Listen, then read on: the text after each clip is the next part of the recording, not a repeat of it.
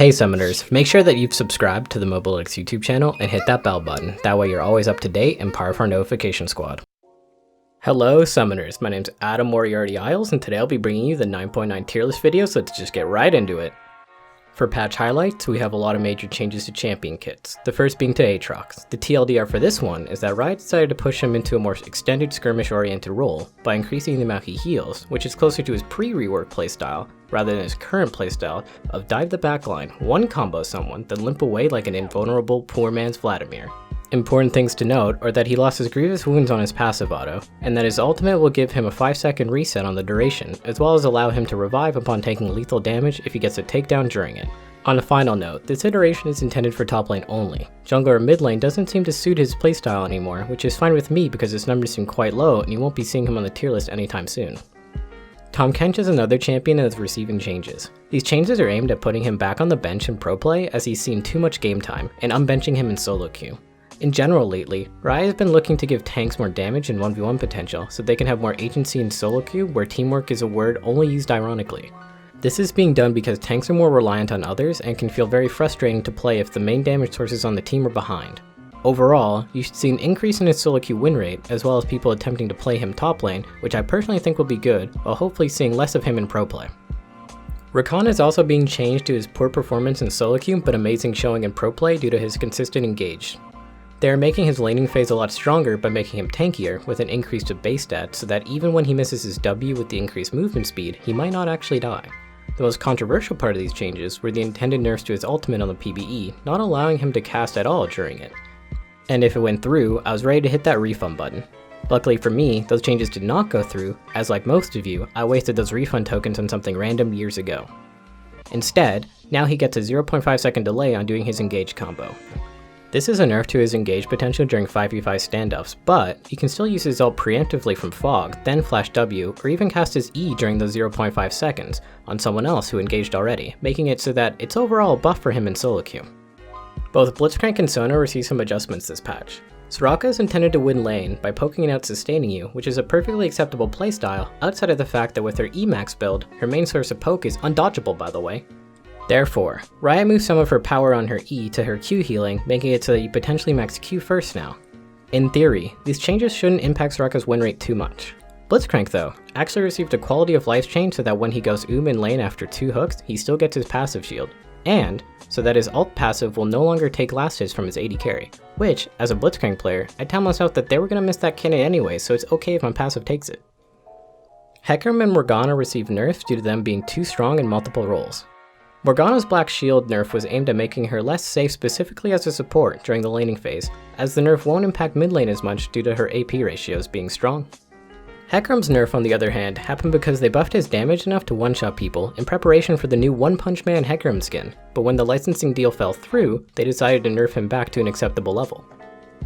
We have a big change to the most important jungle camp, the Scuttle Crab. It will now spawn at 3:15 instead of 2 minutes.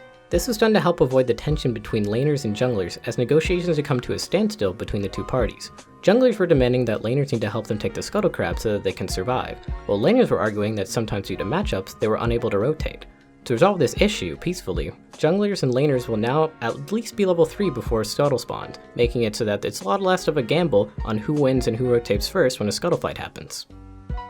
For item changes, we have a buff to Mura Mana, which at this point should become an exclusive Ezreal item, just like Victor's Hex Cores, as well as the removal of Hunter's Potion, or as I like to call it, the I don't know how to jungle alert.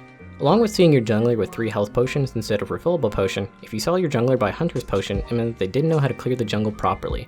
Therefore, Riot actually needed to remove this item to stop people from buying it altogether, so that it had been obsolete due to how much sustain your jungle item gives now. The last highlight will be runes. Aftershock received a change that makes it better on tanks like Leona, but worse on wannabe tanks like Lissandra. Magical Footwear also got nerfed for passive scaling champions like AD carries, while buffed for aggro early champions such as junglers, and is potentially not worth it for AD carries who got Inspiration secondary now, and they might go back to sorcery. Now onto top lane S tier, where we have Nasus, Urgot, Yorick, and new additions Garen, Jax, and Riven. All 3 of these champions were previous candidates for S tier, but because we had a cap on how many S tier champions we wanted, they didn't make the cut. But now we've actually revised this policy and intend to continue to make exceptions. This goes along with the current top lane trend of bruisers getting stronger as ranged carries are getting nerfed, such as Kayle and Kennen, who fell down to A and B tier respectively, who, just like nerfed Victor or Thanos, were single-handedly holding our bruiser heroes back by themselves. Other champions to take note of are Darius, who got direct buffs to his Q damage and healing, who suffered at the hands of ranged top laners, who will be moving from B to A, and also Alawi, moving from B to A for similar reasons as she also does quite poorly versus ranged top laners. For High-ELO top lane and S tier, we have only Jax and Riven. We considered adding a third champion after the abrupt departure of Hecarim from S tier this patch, namely looking at Vladimir, but with how overwhelmingly strong Riven and Jax feel when ahead, compared to the other top lane champions and how easily they can snowball due to great 1v1 and gank setup, we decided to only have 2 S tier picks. Though the Scuttle changes coming in might actually help Vladimir a lot, as he won't be forced to rotate early game at level 2 where he's extremely weak. Therefore, we'll be keeping an eye on him for next patch to see if he reaches S tier. One champion that I want to talk about that is increasing in popularity is actually Niko top lane, with either her on-hit setup or Glacial Augment with Hextech GLP. A lot of people in Asian regions are using this champion to bully melee top laners as she's a very safe pick against them. Moving into the jungle and S tier, we have the returning cast of Udyr, Vi, Rammus, Amumu, Master Yi, Jax, and Nunu. You'll notice that both Jarvan and Hecarim are no longer in S tier, and this is due to the direct nerfs to both champions. For champions to watch out for, we have Kayn. Due to the Scuttle changes, we expect him to rise in popularity, even though his previous buffs may have not helped him so much. This is due to the fact that Kayn is one of the worst Scuttle fighters in the game. He's unable to beat most champions at level 2 or 3, as well as the fact that he takes Scuttle extremely slowly. Have you ever watched a level 2 or 3 Kayn actually try and kill a Scuttle Crab? It looks really funny and pathetic watching him spin around in a circle, dash all over the place trying to kill a defenseless crab for about 10 seconds. Now with the Scuttle changes and it spawning later, all the other champions who took advantage of the fact that Kayn couldn't fight Scuttles are taking a big hit, while his ability to power farm and scale remains the same. This is why we predict him to go from B to A tier. Another champion I want to highlight briefly is Trundle. With the rise of tank junglers, who will also benefit from later Scuttle spawns as they would also like to not fight Scuttle and look to scale and farm, he becomes a perfect counter to them. In jungle High-ELO S tier, we have Rek'Sai, Nunu, and Kindred. Rek'Sai did receive a nerf to her damage, but because she currently overkills people anyway, we believe that she'll remain S tier, but we will keep an eye on her to see if she falters. Kindred moves up to S tier after taking Hecarim's spot, and even I feel bad for being a dead horse and having to mention Hecarim all the time, but I'm forced to. Kindred's ability to scale is one of the main reasons she's moving to S tier, and the fact that the Scuttle spawns later allows her to join those skirmishes for her marks with all 3 of her abilities, which helped her out a lot compared to before, as at level 2 Kindred essentially had to pray to the heart of the cards to actually get her first mark. The only other champions that I want to talk about are passive farming champions like Master Yi, who have moved from B to A tier. Junglers that scale well, but didn't want to fight over crabs see a bit of a buff on this patch, and we'll be keeping an eye on them to see how it really impacts the jungle role. In mid lane S tier, we have no changes, with Lux, Vel'Koz, Ahri, and Morgana maintaining their positions. You'll also notice Corki has moved from B to A and is my pick of the week. Now with the changes to Scuttle, one of Corki's weaknesses, which was early game skirmishes, got a lot easier since junglers will likely fight less over Scuttle early compared to previous patches. This will give him the time he needs to scale and take over games as he reaches 2 to 3 items. When facing low range champions or high mobility champions, try out a new E max into Q max that Dopa on the Korean Challenger ladder has been using. Otherwise, use the standard Q max then E with Triforce Rush, Sork Shoes, IE second into Rapid Fire Cannon, which is pretty much his standard route. One trick I like to tell you guys about is how to use this package properly. Something you may not know about package is that it doesn't actually despawn when it's in the base. Therefore, what I like to do with it is I leave it up for as long as possible until an objective spawns, and then I pick it up so that I have an insanely powerful ability during the most crucial moments of the game, instead of wasting it to clear a wave like you see in LCS all the time. The second pick of the week is Fizz by Peckinwolf. He says that the patch really didn't hit mid laners at all directly, but one thing that was a big deal for mid meta is Scuttle Crab spawn timer.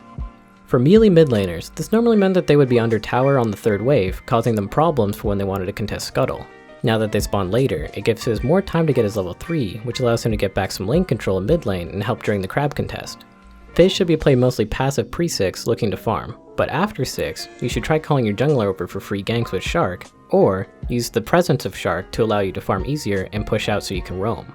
For runes, go Electrocute, Sudden Impact, Eyeball Collection, Ravenous Hunter, and take Precision Secondary with Triumph and Legend Tenacity. For items, start Corrupting Potion and then only go 1 Darksteel after the nerfs, then into Proto Belt or into Zhonya's Lichbane depending on the game. And last, but definitely most handsome, we have the pick of the week from Midbeast, which is Ahri mid lane. Midbeast says that Ahri with Glacial Augment is extremely strong at the moment, and Riot even happened to buff it indirectly with Cheap Shot and Ultimate Hunter, making him question what they're doing over there. He says that there really aren't any good picks against Ahri right now, and she has really easy wave clear and extremely good pick potential with GLP and Twin Shadows, which provides a lot of utility for the team. When playing her, you don't really look for 1v1s, but instead 2v2s or roam plays, as that's what she excels at with this build. As for picks to watch out for in the near future, I would look to Orianna or Vladimir, or any other control mage that normally doesn't skirmish very well, but scales very well in the late game. These kind of champions, including Malzahar, are going to be on the rise soon, as more and more teams need more DPS to deal with tanks. In mid lane High-ELO S tier, we have Ahri, Talon, and Taliyah, so nothing much has changed. With Riot constantly buffing tanks until we're forced to play them, and with the Scuttle changes, more and more priority will be put on high DPS late game scaling mid laners, rather than the current burst-oriented skirmish and early game ones. Champions such as Cassiopeia are already on the rise, as well as Malzahar, who internally is known as Pobelter here in Mobalytics, are strong contenders for moving up, even to S tier potentially. Outside of Vladimir moving from B to A, it will take a couple of patches for mid laners to change and move more towards that late game oriented style.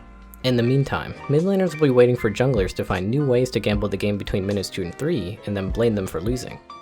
Similar to last patch, bot lane is relatively unchanged. At S tier you'll see Sivir joining Jinx, Ashe, Vayne, and Draven.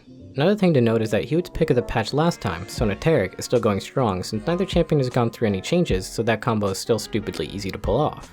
One champion that did see a change is Ezreal moving from B to A, because people actually adjusted to his new build of either grabbing Ludens instead of Seraphs, or going back to a Triforce oriented build, which is quite annoying because I'm a little tired of seeing Ezreal all the time, but you know what, I'll deal with it.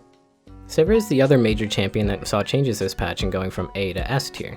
And this is due to the fact that she's incredibly strong versus melee-oriented team comps, which are incredibly popular right now due to how important bruisers are to the meta. She has amazing scaling and absurd wave clear to the point where sometimes I'm happy that the enemy team takes inhibitors down just so I can farm safely and hit the 6 items very quickly. She's probably the only AD carry besides Jinx, where if you're 3 inhibitors down, you still probably think you can win the game. In S tier High-ELO bot lane, we have Jinx, Vayne, Kai'Sa, and Draven. Kai'Sa has moved to S tier due to the meta shifting towards late game carries, and she's one of the only late game hyper carries who's able to peel for herself, which is extremely valuable in solo queue because no one else will.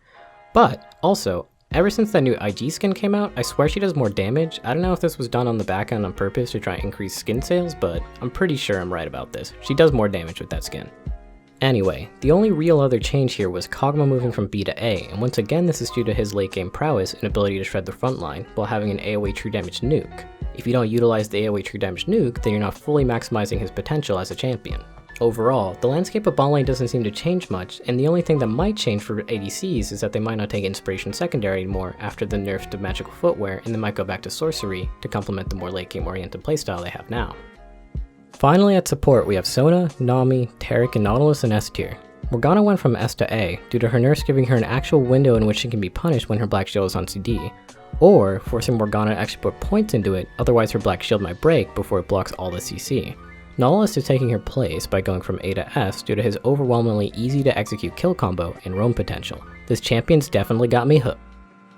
For the first support pick of the patch, we have Leona support from Hewitt, also known as Prohibit. In his opinion, Leona is the most positively affected champion by the Aftershock changes. Her W has a lot of synergy with Aftershock because it can be used right beforehand to trigger the armor and MR scaling.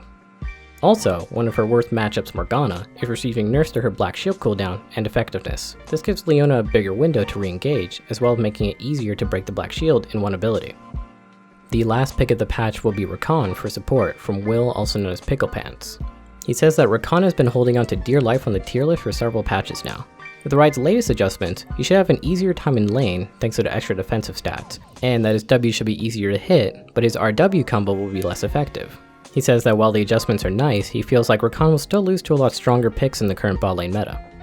The last pick I want to highlight is actually Tahm Kench moving from out of the list to B tier. A lot of people have been claiming that this champion is dead, and in terms of competitive play, maybe, probably, but who cares because this is a solo queue tier list.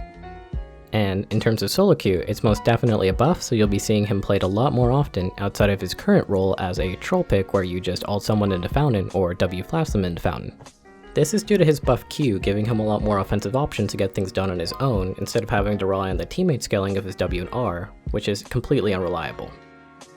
In High-ELO S tier, we have Sona, Nami, and Thresh, so not much has changed in bot lane.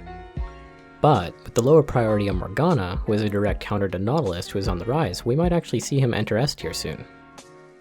If you're looking for up-and-coming champions, just like in the general tier list, the priority on Recon and TK and High-ELO solo kill will increase. And I, for one, very much look forward to finding out which Recons will try and still do their engage combo during the 0.5 second delay due to pure muscle memory, and then complain about it in alt chat, followed by everyone on both teams spamming missing pings all over them. Thanks for watching our tier list on patch 9.9, and as always, if you have any questions, feel free to leave a comment below for our mid-patch Q&A, or find me and our other experts in our Discord channel. Be sure to make the best of your climb this patch by using our tools at mobalytics.gg, and see you next time, Summoners!